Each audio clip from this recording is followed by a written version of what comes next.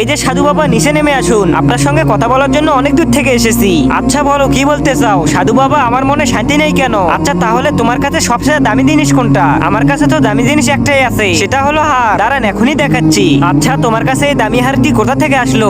আরে সাধু বাবা, এটা আমার দাদা আমার আব্বাকে দিয়েছে, আর আমার আব্বা আমাকে দিয়েছে, আর আমি এই হারটি আমার ছেলেদের দিয়ে যাব।